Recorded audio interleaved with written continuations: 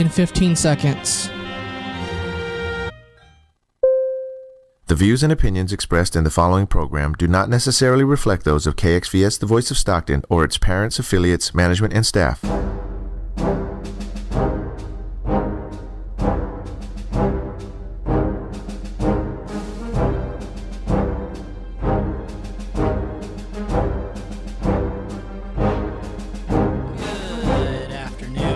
Gentlemen, and welcome to another amazing episode of The Phone Booth here on KXVS, the voice of Stockton.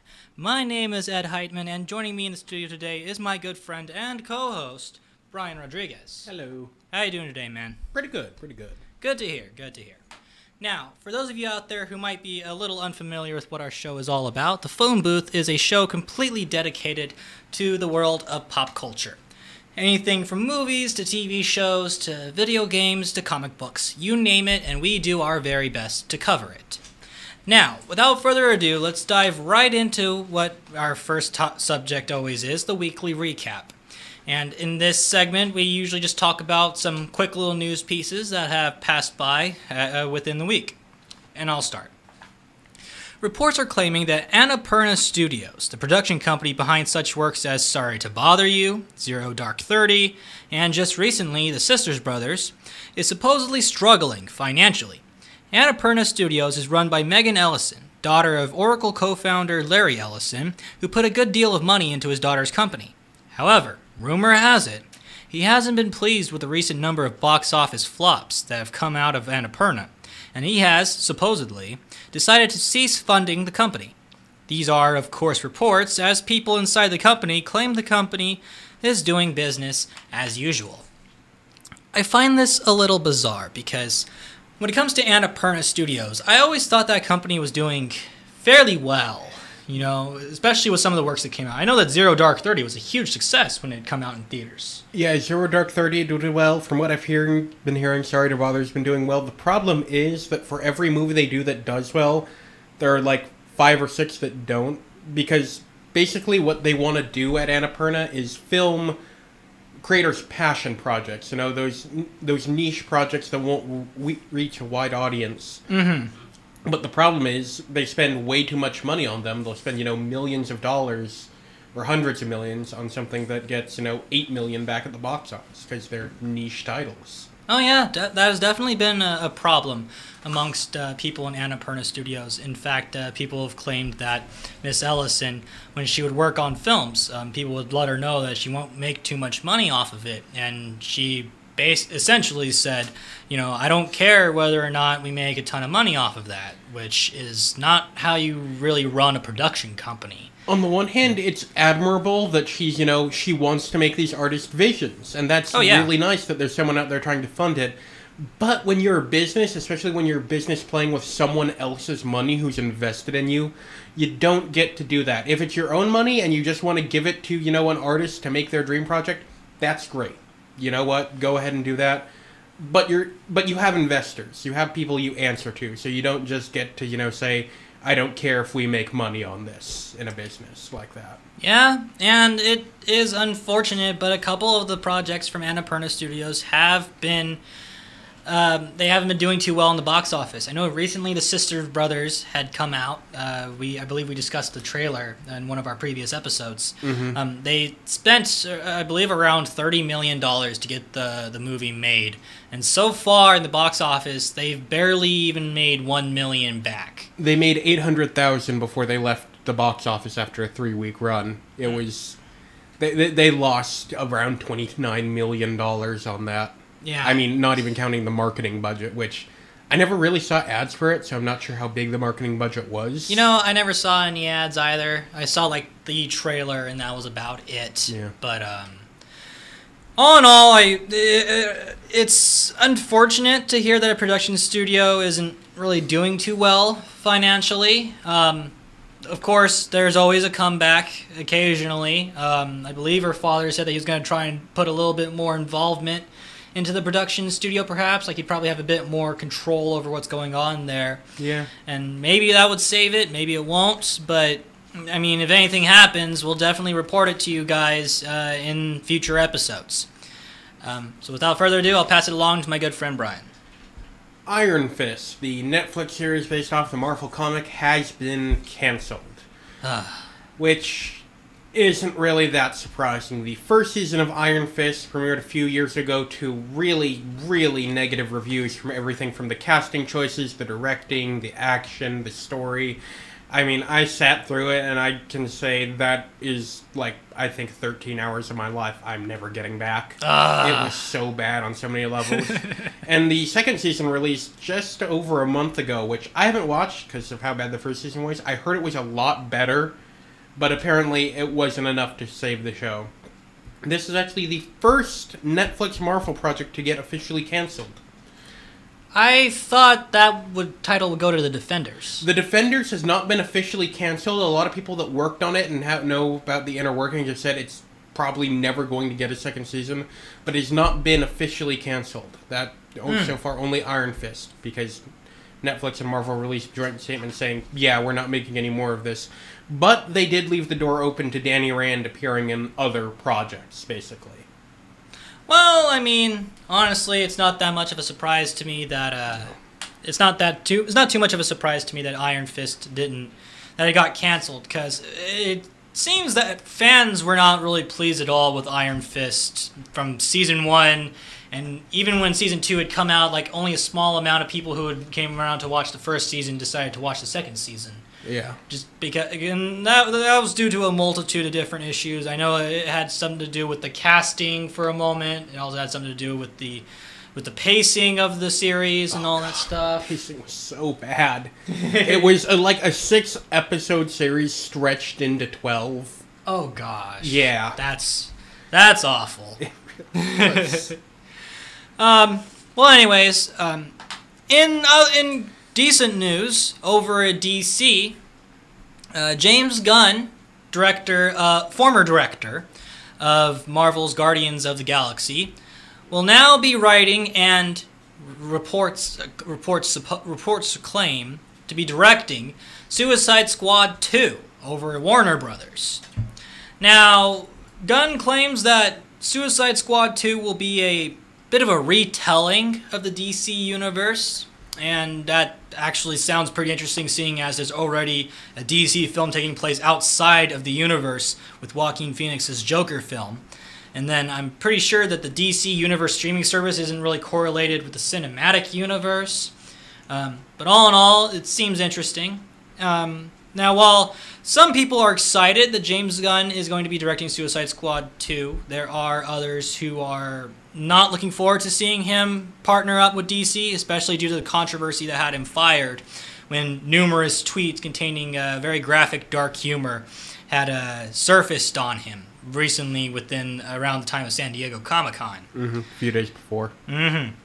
Now, I find this interesting only because of the fact that he left Marvel and then went on to DC. You know?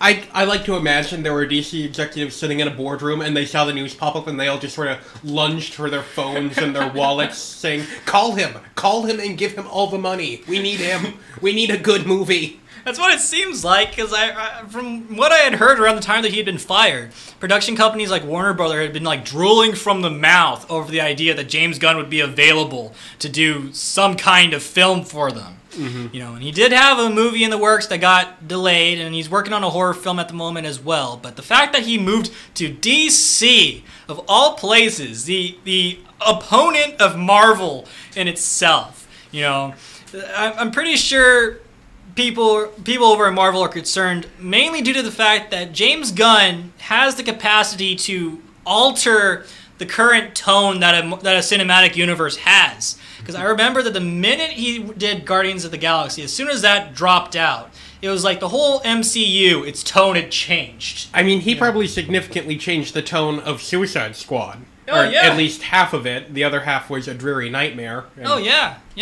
You know, I'm really looking forward to seeing what the end results could be for Suicide Squad 2. I'm honestly expecting a bit more neon, perhaps some more dark humor, because he seems to really do a lot of dark humor, especially back to the old days when he was a Scooby-Doo director. Yeah, people forget about that. We should remember he directed the live-action Scooby-Doo. Yeah. So whenever you thought you saw an innuendo that wasn't for kids, it's probably because James Gunn slipped that in for you. But I thought that was pretty good. I'll pass the next little bit of news over to my good friend Brian, as he is an avid fan of Rooster Teeth. Yes, at New York Comic Con, it was announced that Rooster Teeth would be teaming up with DC Comics to do a few comic book series based on their properties, which is awesome, and I love it. Oh, yeah. The first two announced comics are going to be based off Ruby and the upcoming Genlock, and will be released sometime in 2019. We're not sure if they're going to be, ongoing series or limited series, or when they're going to be released in 2019. And they have said that there are multiple other projects they're working on with DC that they're just not ready to announce yet.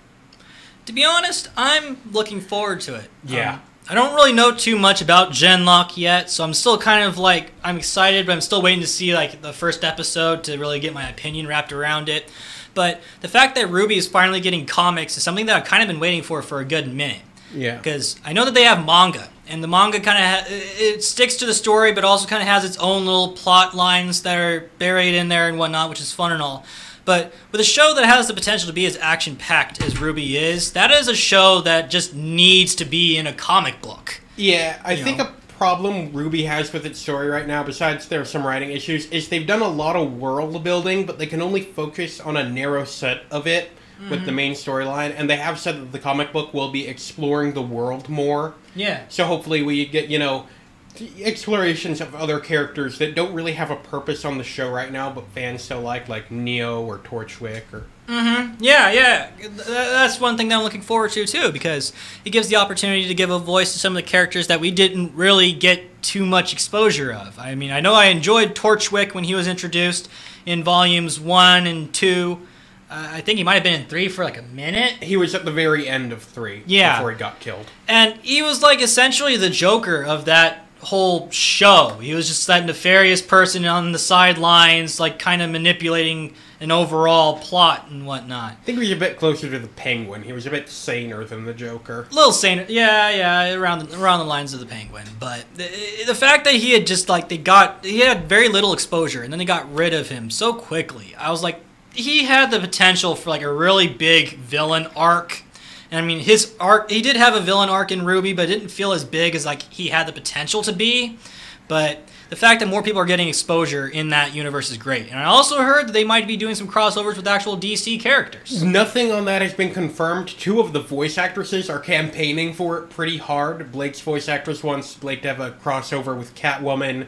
Yang's voice actress wants a crossover between Yang and Wonder Woman. But there's been nothing confirmed, and nothing would really indicate it's being seriously considered. Maybe it'll happen. Be cool if it did. Hopefully. Nothing is definite right now. Yeah. I mean, I'm not necessarily all too hyped about a crossover between Yang and Wonder Woman, just because the premise might be a little odd. But I am looking forward to the crossover between Blake and Catwoman. That sounds like it has a good opportunity for some good story, good dialogue, and all that good stuff. Catwoman and Catgirl. Yeah, basically. Anyways, I'll take this next little bit.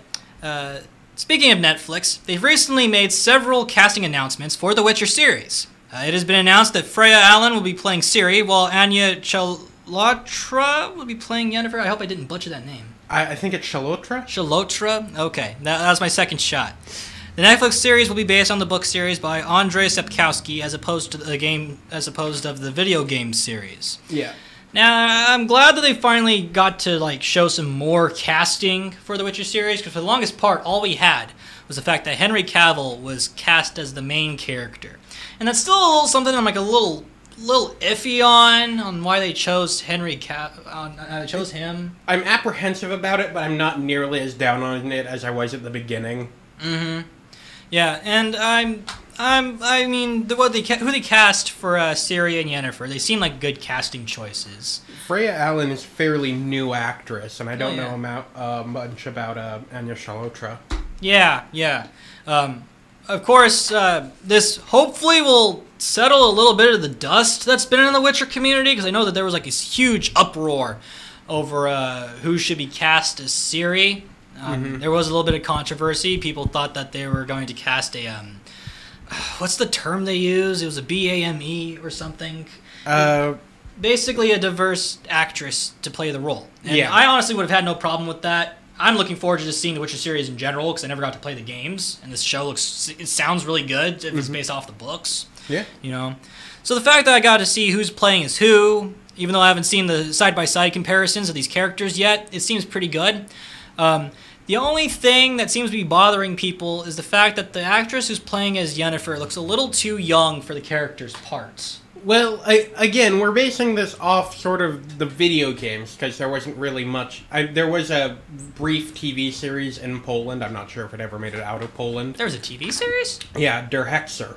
Oh, wow.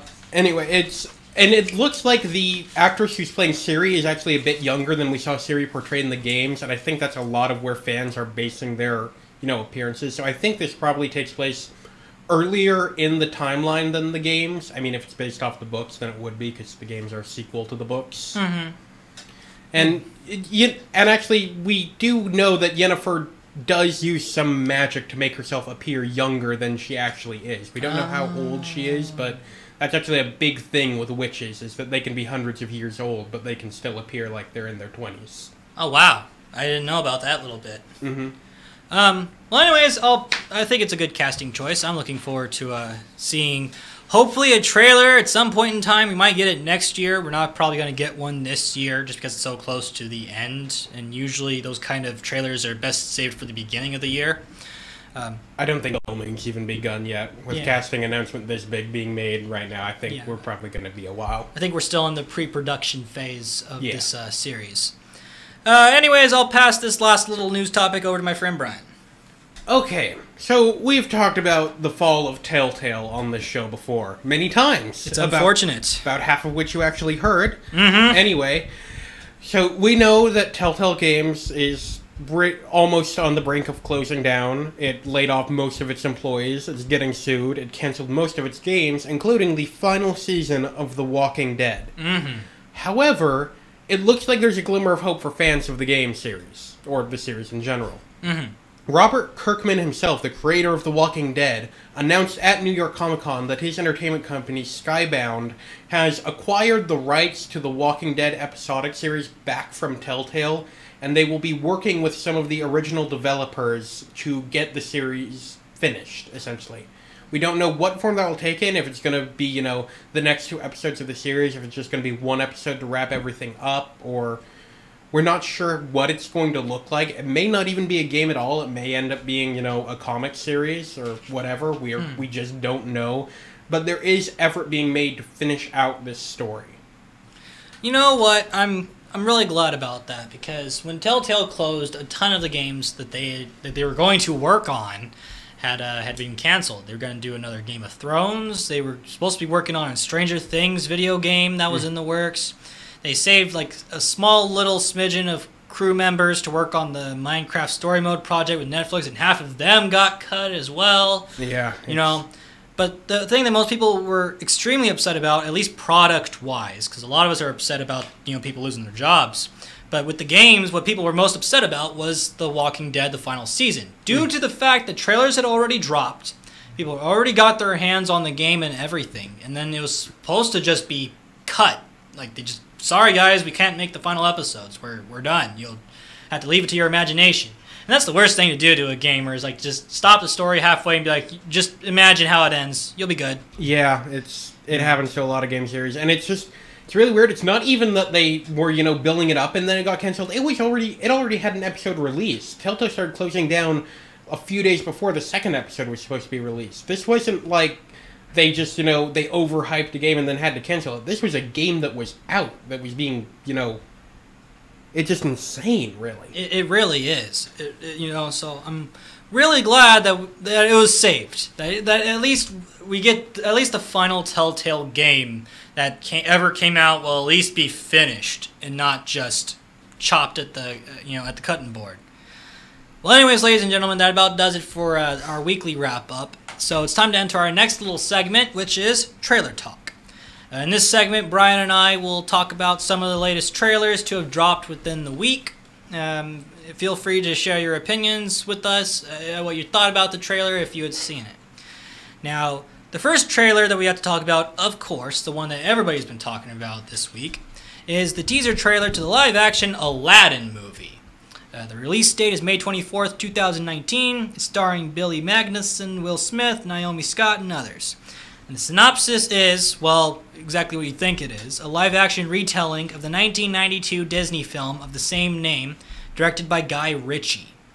Now, if you've been living under a rock and you don't know what the story of Aladdin is, essentially it takes place in Agrabah. Aladdin, this street thief, finds a magic lamp which contains a genie which grants 3 wishes. And then there's this whole plot with like a vizier trying to get his hands on it to dominate all of Agrabah and all that stuff. But I do have to say, even though in this teaser trailer we didn't get to see much of the actual story, we got to see the Cave of Wonders, the place that the lamp is sitting at on the very top pile of a lot of like all this gold and all this everything. Yeah, it's very pretty. I mean, they had the sweeping shot of Agrabah from the desert, and this thing is just massive. Oh yeah, I have never been so impressed with a desert shot than I have been with this teaser trailer because they made it look so beautiful, man. And in the last few seconds of this teaser trailer, we got to get a good look at who's playing as Aladdin for this live-action movie. And I gotta say they picked a decent casting choice. This guy, I'm not too familiar with his name, but he looks the part. Yeah, there was sort of a big backlash when Disney essentially said, "Oh, it's so hard to find Middle Eastern actors to play these Middle Eastern roles. It's you not. might just have to." It's not. It's not not if you actually put some effort in. Sorry, I was about to swear. Caught myself. Yeah. But they've got Middle Eastern actors. I can't remember their names because they're new on the scene. They don't have a lot of credits. I remember that. One thing that disappointed me about this trailer is no genie. Yeah, no genie yet. Especially when, like, the thumbnail and the title at the end actually had some blue smoke swirling around it. It really made it seem like we were at least going to get a hint at the genie. But all we get to see is the lamp. There's no voice. There's no, like, he appears off-screen. He's just not in it, which is disappointing. Well, I think the reason why they did that, why they didn't show the genie, is because that scene in itself of Aladdin reaching out to just about to grab a lamp is like one of the most iconic scenes in the movie. Whenever you look at a website that's talking about talking about Aladdin and they have a screenshot, like 7 times out of 10, it's a picture of Aladdin reaching up, finally putting his hands underneath the lamp and everything. And I think that's what they were trying to recreate, essentially. Yeah. Which is why that was the thumbnail. Supposedly, though, Will Smith might be doing the voice of Genie. Oh, yeah, Will Smith is going to be the Genie. We don't know if he's... I think he's doing motion capture and he's actually going to be in the film as the Genie, which... That's the thing that has me most worried, because the Genie in Aladdin is tied to Robin Williams. You can't have one without the other. They tried in Aladdin 2, and it worked terribly. Yeah, but... When you're doing a live-action retelling, there's not much you could really do about that if the original actor is deceased. Yeah, and I know, and my solution, which I still think is the right solution, is just don't make a live-action remake. We don't need that. We already have Aladdin. Aladdin is good. We don't need a remake of Aladdin. Well, to be fair, man, we don't really need a good ton of the live-action Disney films that we already have. Yeah. For a production company that claims its entire fuel, basically, is imagination, they seem to be running really, really dry on ideas. It's either buy the rights to one production company and use all of their intellectual property to make more movies, or do a live-action adaptation of every single movie they have ever made back in their classics era, instead of, no, I don't know, making some new movies, some new ideas, you know. And they've been trying to branch into some new ideas when they did with their new movie coming out, The Nutcracker and the Four Realms. Yeah. But at the same time, that entire movie, the movie, I haven't seen the movie myself, but I've seen all the trailers, you know. And anybody who watches these trailers, they can all immediately put 2 and 2 together and think, this is just a movie trying so hard to be like Alice in Wonderland without saying it's Alice in Wonderland. It really is. It's true. With all of its weirdness, but it tries to act like the weirdness is normal and whatnot. But I don't know. But Aladdin looks good so far. The casting looks good. The Cave of Wonders looks amazing. The deserts of Agrabah look amazing. I'm looking forward to seeing an actual trailer giving, some more live action shots of other characters and other iconic scenes in the movie, and so on and so forth. Our next trailer is the second trailer to M. Night Shyamalan's Glass. Glass! Yes. Its U.S. release date is January 18th, 2019. It is starring Bruce Willis, Anya Taylor-Joy, James McAvoy, Samuel L. Jackson, and others. And the synopsis to this is that security guard David Dunn uses his supernatural abilities to track Kevin Wendell Crumb, a disturbed man who has 24 personalities. And this is, of course, directed by the quote-unquote legendary M. Night Shyamalan. I mean, he's legendary, just not necessarily for the best reasons. But he made good movies, then he made a lot of really bad movies. Like, I can't describe how bad they are without, violating FCC standards. And now he's making good movies again. Yeah. So, that's fun. Now, the reason why we bring up the second trailer to this movie is because it gives a little bit of extra context as to how they managed to break out. So with Kevin Wendell Crumb, who's the antagonist of the movie Split, he has 24 distinct personalities, one of them being the Beast, which grants him superhuman capabilities. He can crawl on walls and rooftops. Lift cars. We saw that in the trailer. Yeah, we saw him lift cars. In the movie Split, he was able to take a shot, like a gunshot, straight to the chest and everything. But in the mental institute that our three main characters are in, and of course this is in a universe where people think that if you claim to have superpowers, you're insane and you need treatment. Kind of like our universe. Basically, yes.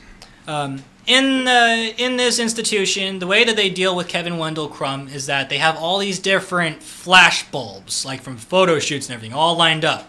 And the therapist lets him know that each flash brings out a different personality within Kevin Wendell Crumb. And Mr. Glass, Samuel L. Jackson's character, finally happens to figure out about this. So he decides to sneak into Kevin's room and basically activates every single flash bulb until he brings out the Beast. And lets him know that the bad guys need to team up to try and break out and everything. And the Beast manages to break out, and eventually Bruce Willis has to break out as well because it's up to him to get out. You even get a scene where Mr. Glass gets his hands on the overcom, and he instructs him, it's only up to you to break out and all this stuff. And at the end, we get another hint at David and Kevin having a final fight scene. Well, actually, it seems like there's going to be more than one fight scene in this movie. But all I can say is that so far, these trailers seem to be doing a really good job at building up the hype for a superhero movie that doesn't take place in any cinematic universe. Yeah, well, it's sort of creating its own cinematic universe right now. True. I mean, when Split came out, no one knew it was part of the Unbreakable series. That was like a post-credits scene, wasn't it? Yeah, like at the very end, they have a little line about, Mr. Glass, and you see David Dunn, and it was awesome. Yeah. And I like that they're sort of playing with the roles that Mr. Glass and David Dunn had in Unbreakable, where he was the brawn, Mr. Glass was the brain, and they're sort of flipping that, so Mr. Glass is still the brain, but now the Beast is the brawn, and they're on basically the bad side. Oh, yeah. And one thing, a little detail in the teaser trailer, and in the posters that have come out recently for Glass, one thing that I love the most is that each character now has their own official name that people refer to them as out there in the cities. You have David Dunn, who's being referred to as the Overseer because of his ability to see crimes just committed by people just by bumping into them. Kevin's known as the Beast because that's his personality that has all the different traits and whatnot. And Mr. Glass's character is known as the Mastermind, which is cool and all, but I kind of thought Mr. Glass sounded a little cooler than the Mastermind. Yeah, and it's shown in Split that people remember him as Mr. Glass. That's like who he's known as in the world. Yeah. So it figures I get the feeling that those titles may not be like their official superhero names or whatever they'll be in the movie. Those are just sort of a marketing thing. Yeah, at least for the Mastermind, you'd probably go back to Mr. Glass, because in Unbreakable, they had Samuel L. Jackson give a very decent explanation as to why he's referred to as Mr. Glass, because his bones are so brittle and he's had so many fractures over time.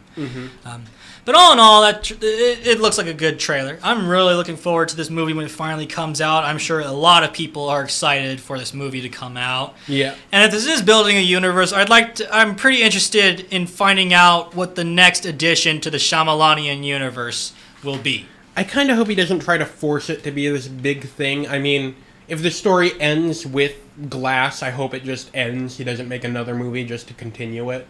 I hope it does end with Glass, but I do hope that it at least gets carried on in comic book form. That would be interesting. Graphic novels and whatnot. I would like that. Yeah. Now, this next trailer I watched because my good friend Brian here, he's not too much of a fan of horror films and whatnot, and this series is kind of messes with your head a little bit, is the first trailer to Pet Sematary, the live-action remake. Well, I don't think this is a remake. I think it's just another addition to the films. No, it's a remake of the original, but the original was live action. Okay. The U.S. release date is April 5th, 2019, and it's starring Jason Clarke, John Lithgow, Amy Selmetz, and others. The synopsis is that Louis Greed, his wife Rachel, and their two children, Gage and Ellie, move to a rural home where they are welcomed and enlightened about the eerie pet cemetery located near their home. After the tragedy of their cat being killed by a truck, Louis resorts to burying it in the mysterious pet cemetery, which is definitely not as it seems, as it proves to the Creeds that sometimes dead is better. And it's directed by Kevin Kolsch and David Widmeyer. Now, the overall synopsis to what Pet Cemetery is all about is essentially in this rural town, there is this haunted cemetery. And the rules to it is that you would bury something that's dead in there, and it'll come back to life, but not in the way that you think it's coming back to life. Mm-hmm. It'll come back as like a deranged, psycho-killing zombie, essentially. And the only reason why I was interested in this is because the cinematography looks really, really good. In fact, even when they showed the trailer to Pet Sematary, instead of like things cut into black and having like the title like fade in from the black or whatever, they just had a scene where it shows a little girl walking up to the pet cemetery and the camera like pans outward to like a sign that's posted up on the tree with the words Pet Cemetery like carved in there with like a switchblade or something like that. And that's what they used to show off the title, and right afterwards they did the release date, which I thought was a really nice touch, especially for a trailer. Like I was amazed like how much they tried their best to have this be like a unique trailer. And that's the only reason why I really referenced it. And also, one thing I could say is that due to Pet Sematary, I'm definitely going to be a little bit more cautious around cats. Yeah, also, if anyone doesn't know, this is based off a Stephen King novel. So you know this is going to be good. Yeah. Definitely. And one of his good ones, not like Dreamcatcher. Yeah. Hey, Dreamcatcher was okay. He wrote it when he was high on painkillers. He hates it. It was an okay movie, man. Stay away from Mr. Gray. That's all I can say. So, our final trailer for Trailer Talk is the first trailer for the movie called Jonathan. Its U.S. release date is November 16th, 2018, and it's starring Ansel Elgort, Patricia Clarkson, Suki Waterhouse, and others. Synopsis is that Jonathan is an early riser who works at an architecture firm. John is a night owl and a bit of a mess. The only problem is that they inhabit the same body, which works through careful planning until things start to fall apart. And this is directed by Bill Oliver. And there's a few reasons why I'm excited for Jonathan. One is because the main actor, Ansel Elgort, played as Baby in one of my favorite films of all time, Baby Driver. Arguably one of Edgar Wright's greatest films, in my personal opinion. The other reason why I'm so interested about this is because the premise, I haven't come across this kind of a premise before. Essentially, what it's about is that Jonathan has like this kind of mental condition. It's like a very advanced form of schizophrenia. Like how some people will like suddenly swap into another personality at random. With Jonathan, he's one personality by day, and then he goes to sleep, wakes up at nighttime, and he's a completely different personality. And they even show how these guys like communicate with each other. Like they'll do video recordings of each other, like at their times of the day, explaining what their day was like to the other counterparts. That way, when that other counterpart wakes up, they get to see some of the events of what happened. But then we find out that John had a love interest for like a good point in time that Jonathan had no idea about. And then once this is discovered, things just start to really crumble. And I gotta say, it looked really interesting. Yeah, I like it. It's a nice sort of twist on the standard, deranged stalker tries to kill a guy, and that the deranged stalker and the guy he's trying to kill seem to be the same person. Mm-hmm. Because they have a bunch of rules, and I don't know all of them, but one of them was no romantic interest. So when John starts dating this woman and Jonathan finds out, he makes them break up with her, but then becomes romantically involved with the woman himself, which angers John, which causes this entire sort of split personality war against the same person. Yeah. And it's so interesting seeing, like, a war between split personalities. There's even one scene where, like, as he's going to bed, he's getting ready to, like, attach his wrists to, like, chains that are around the bedposts. That way when his other half wakes up, he can't get out of bed to go do all this stuff and everything. And it's so bizarre, Mm-hmm. It's like you just want to watch to see how this whole thing unfolds. Because logically, it can't end with the stalker killing the guy or the guy killing the stalker, because they're the same person. Mm-hmm. So it's really interesting. I want to know how this is resolved.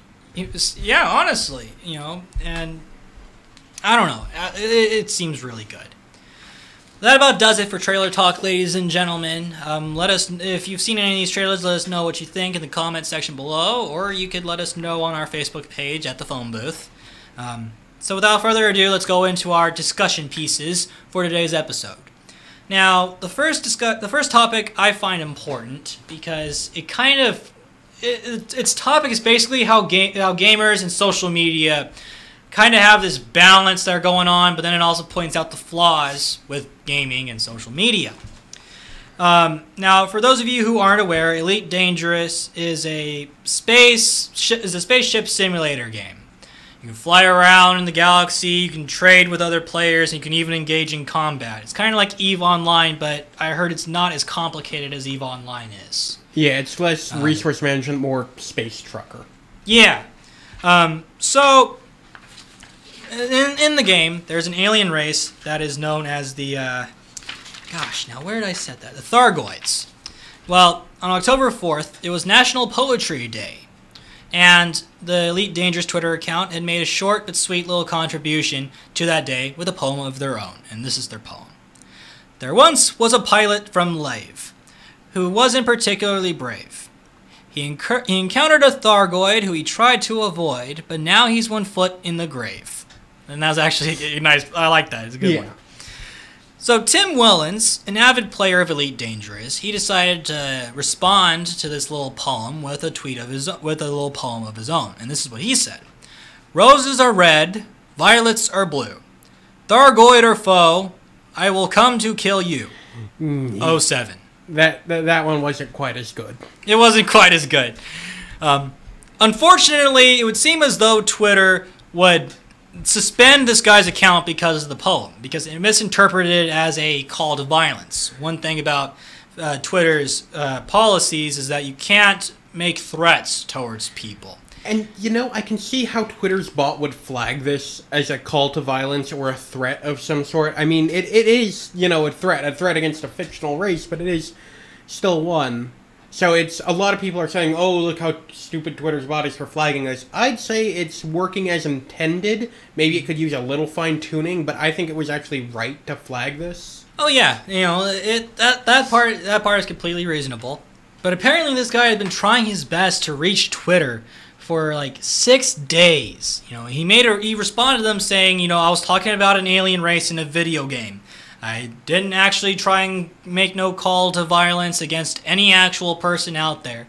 And the only things that would respond to him was Twitter's bots. It was like, please confirm that this is your account. We suspended your account because it was a call to violence and all this stuff. And it wasn't until October 10th that he finally got his account back, and in a 6-part little comeback thing. The only reason why I think this is a little confusing is because of how long it took for him to get his account back. I mean, I understand that the bot flagged him because it thought that it was a call to violence against somebody. But this took 6 days for him to finally get his account back over a tweet that somebody could have looked at for 1 minute and realized that he was talking about an alien race in a video game. yet he never got any human interaction with Twitter at all regarding this situation. And then he also brings up the point that there are tons of people out there on Twitter who get away with making threats that are way worse than the tweet that he had made. Yeah. You can even look at our president for a good example, who got away with making a bunch of things that could be culminated as threats against people. Alex Jones was allowed on the service way after everyone else had banned him. Mm-hmm. Yeah. And the fact that all those people were able to get away with all those tweets, but this guy got in trouble for a poem. While I can see why he got upset for the poem, I'm surprised it took them so long for him to finally get his account back. I'd be willing to bet he only got human interaction once it started gaining media attention. Probably, And it concerns me, because aside from Elite Dangerous, I have a feeling that this has happened a lot of times. In fact, when he came back, the last part of his little comeback speech, he even said that we need to try and bring back this one gamer who had the exact same thing happen to him. He was just talking about a video game and whatnot, and he got suspended because Twitter thought that he was talking about real life stuff when he never said anything of the sort. And it makes me wonder, what if you're just talking about something video game related, Like, if you're just, if it's sci-fi, you're killing an alien species, or if it's a first-person shooter, like for Battlefield, for example, you're talking about killing Nazis or something like that. And you get suspended because it mistakes it for something that happened in real life. I mean, you'd think with this instance in mind, Twitter's got to have some way of including some form of human interaction, or at least a better process to get someone their account back, You'd think a lot of things about Twitter would be a lot better than they are. Well, that is a good point. Twitter has always kind of been the iffy-ish social media out there and whatnot. Yeah. Well, I'm glad the guy got his account back. It is a good thing. I kind of hope he takes a poetry class, though. Yeah, you know what? Me too, man. But, everybody's got to try when it comes to Poetry Day, I guess. Yeah. Okay, well, that was that one discussion piece, and it's time to go to our last discussion piece. This one I'm not really looking too forward to, because it drags us back into the concerningly fractured franchise that is the Star Wars community right now. I hate this. I hate that we keep having to talk about this. I know! When I created a show to talk about pop culture, I seriously thought we were going to talk about Star Wars in a good light. And so far, all we've had to do is just talk about all this outrage. I thought we were going to have fun talking about, the trailer for the new movie, or the trailer for the new show, or look, isn't this cool? No, we haven't gotten any of that. I mean, no, well, we did get to talk a little bit about Resistance, I think. Yeah. That one show that's coming out.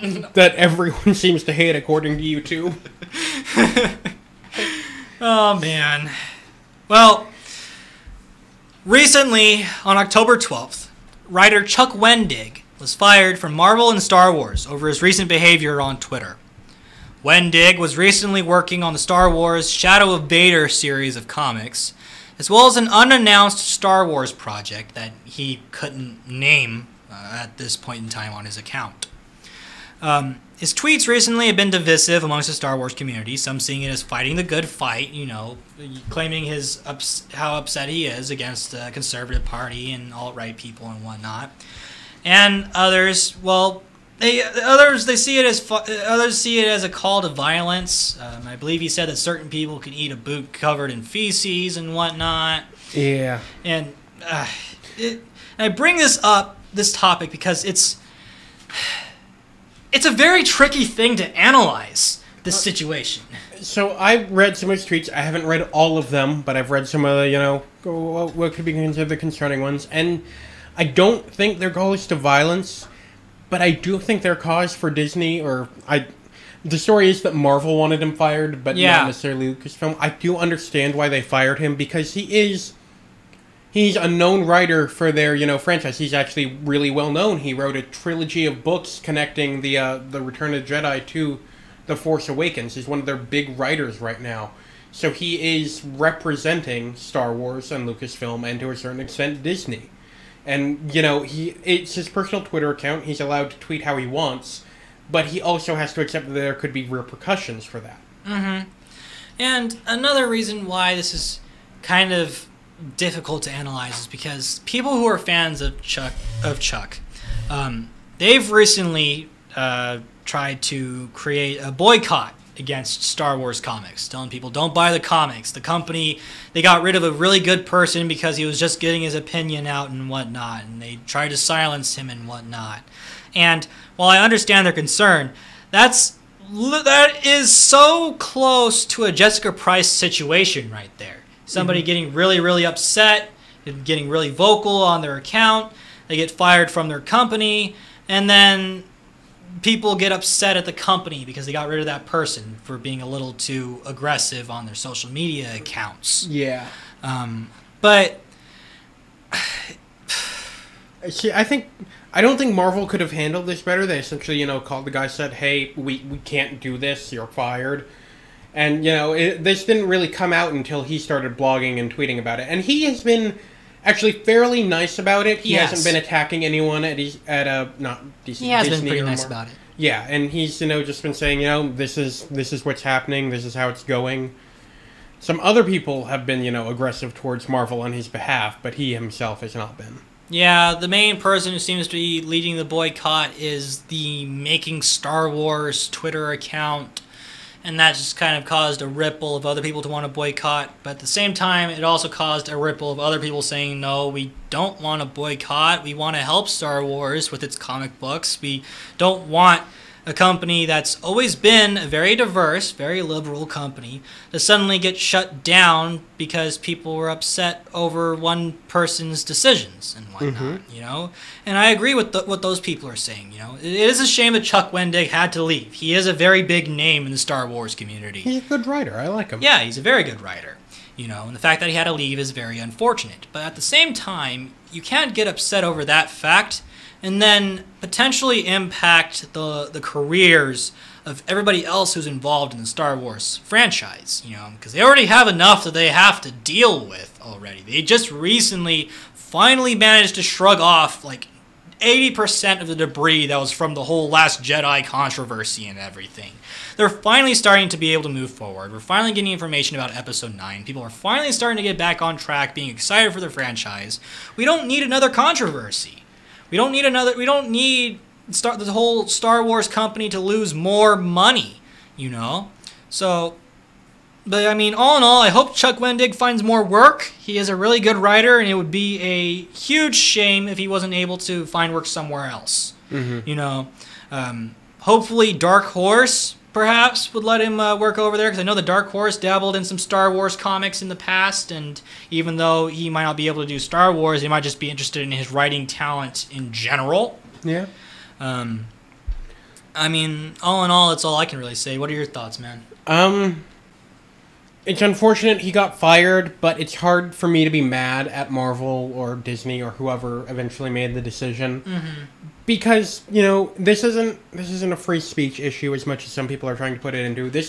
He tweeted some really bad things, and, I'm not saying that politically they're bad, I'm just saying that they are, poop covered in feces is a bad thing.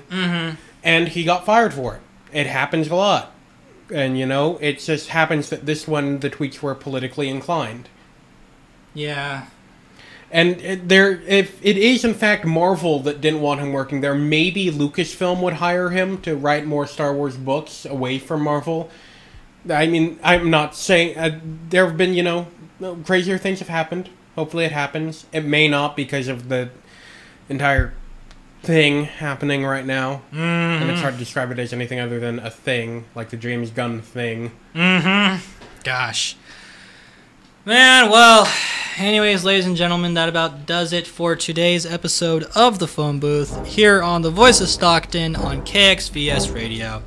My name is Ed Heitman. Joining me in the studio is my good friend and co-host, Brian Rodriguez. Hi. Now, I hope you guys have a wonderful, wonderful afternoon. Please feel free to stick around. We have some more content coming up today from some other people here at The Voice of Stockton.